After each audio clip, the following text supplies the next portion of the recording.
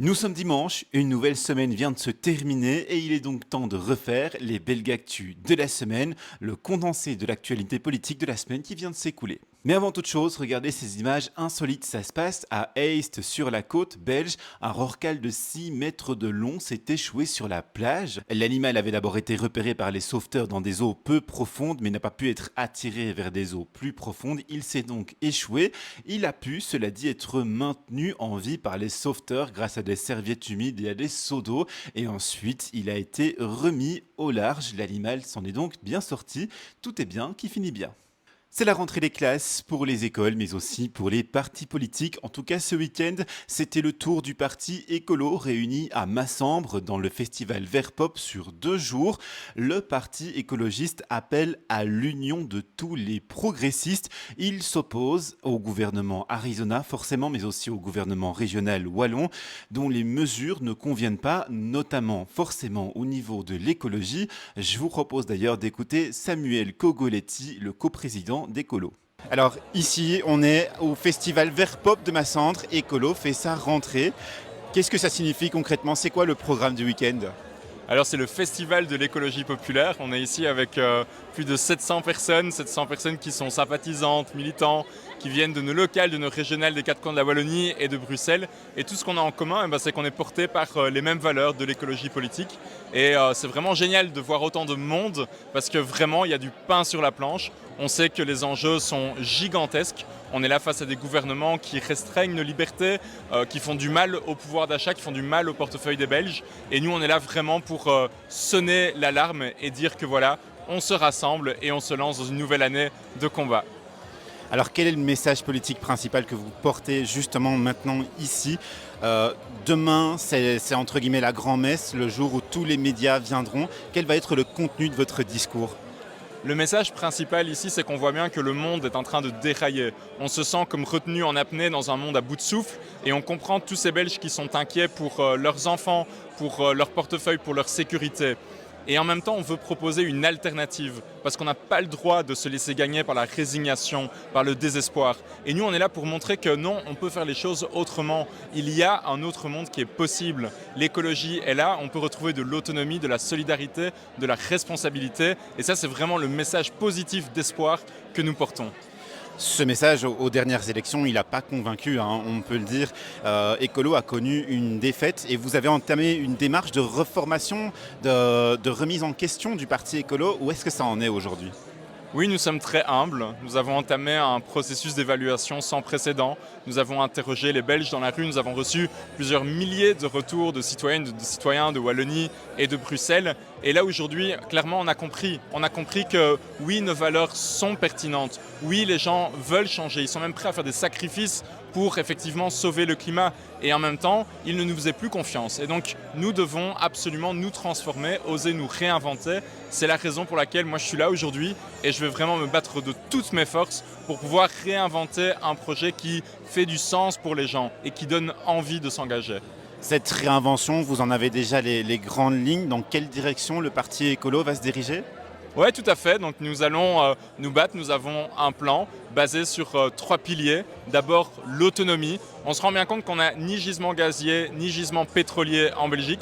Et donc c'est un suicide économique que de devoir dépendre des importations d'énergie fossile de Trump, de Poutine ou des pétromonarchies du Golfe. Donc nous misons à fond tout sur l'autonomie, sur la souveraineté écologique, mais aussi sur la solidarité et ce sens de responsabilité que tous les autres partis politiques ont perdu. Nous sommes conscients que nous avons une responsabilité envers les enfants qui naîtront demain. Et là, l'enfance vraiment va redevenir une priorité majeure de l'écologie politique. Et donc sur l'énergie, l'autonomie en énergie, vous avez toujours été assez contre le nucléaire. Le gouvernement ici, il a abrogé la loi de sortie du nucléaire. Il met à l'étude la possibilité de construire de nouveaux réacteurs. Il construit aussi des centrales au gaz actuellement. C'est une vision commune que vous partagez quand même ou bien vous voulez d'autres solutions pour une autonomie énergétique? Alors nous sommes clairement sur 2 planètes différentes. Nous sommes face à un gouvernement qui est totalement hors sol. Il parle beaucoup, vous avez raison, avec de beaux grands discours, pas mal de punchlines. Par contre, il fait très très peu dans la pratique. Il n'y a pas un seul mégawatt qui est sorti des discours de Mathieu Billet, que du contraire. On voit qu'il a reculé le déploiement de l'éolien offshore en mer du Nord.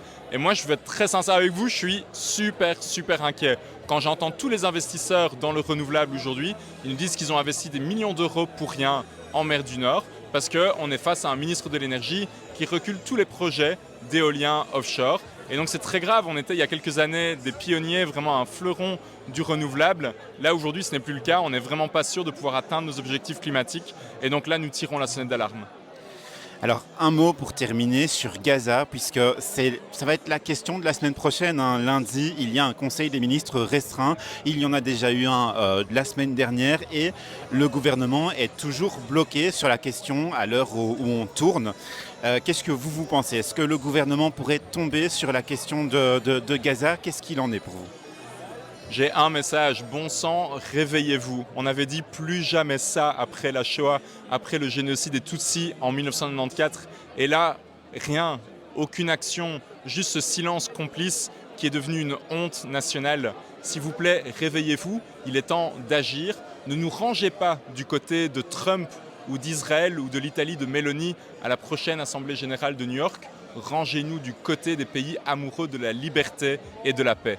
Vous le voyez, le parti écolo qui a connu une défaite aux dernières élections fédérales et qui est en pleine transformation est aussi inquiet pour l'avenir. On le voit s'opposer de plus en plus fermement au gouvernement Arizona, mais aussi au gouvernement régional. Les autres partis, quant à eux, feront leur rentrée également dans quelques jours. Du côté de Bruxelles, c'est la fusion des zones de police imposée par le gouvernement fédéral et notamment le ministre MR Bernard Quintin qui passe mal.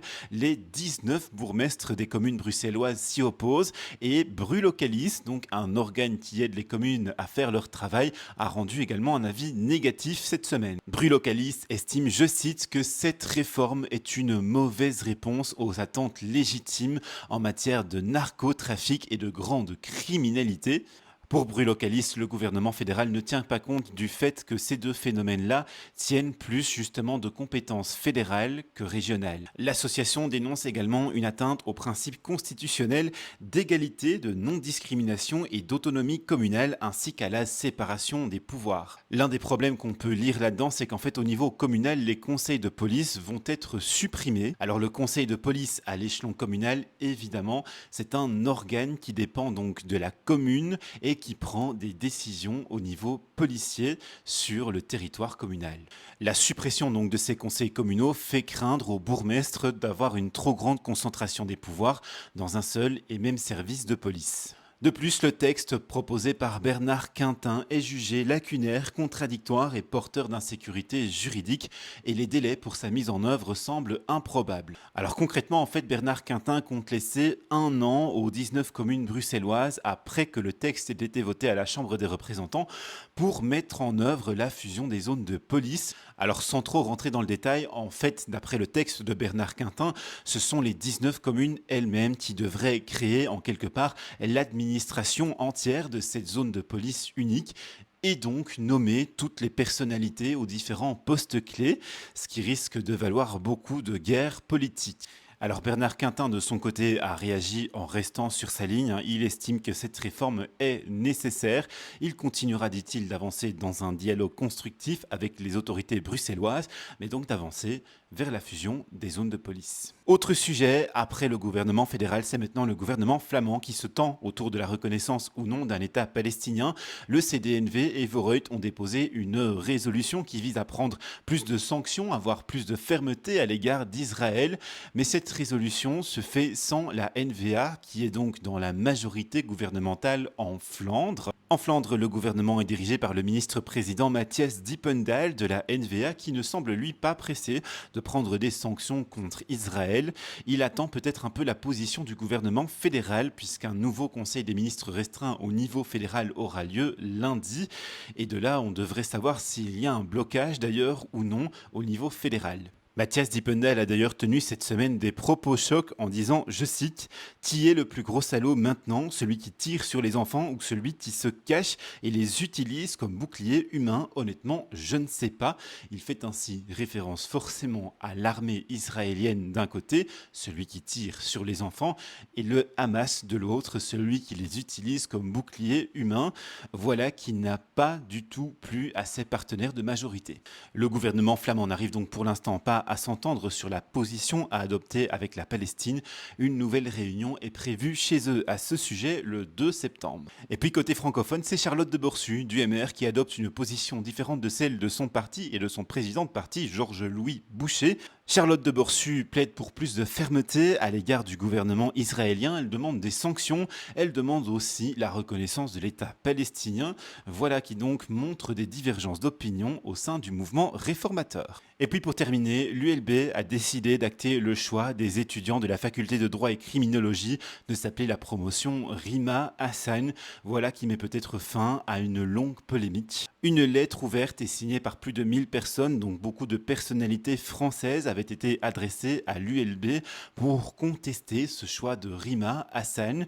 Une deuxième lettre a été également ici adressée à la fin du mois d'août et signée également par 50 personnalités pour également contester ce choix. Le vote avait dû avoir lieu 2 fois car pour le premier vote, l'ULB avait estimé qu'il y avait un manque de fiabilité dans la procédure et donc au terme de ces 2 votes, c'est bien le nom de Rima Hassan qui est ressorti et qui a donc été définitivement acté cette semaine. Il faut savoir que c'est déjà depuis 2018 que les étudiants de l'ULB se choisissent des noms de personnalités pour leur promotion.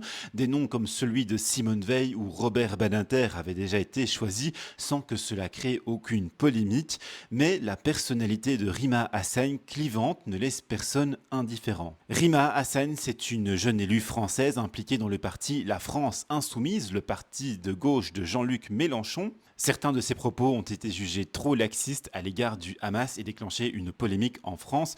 Le ministre de l'Intérieur, Bruno Retailleau, l'a d'ailleurs mis sous le coup d'une enquête pour apologie du terrorisme. Voilà donc qui conclut ces Belgactus de la semaine. Je vous donne déjà rendez-vous dimanche pour les prochaines Belgactus. Et puis, dans le courant de la semaine, devrait sortir également une interview de Ludivine de Magnanville. Ludivine de Magnanville qui était d'abord au parti Défi et qui est maintenant au MR.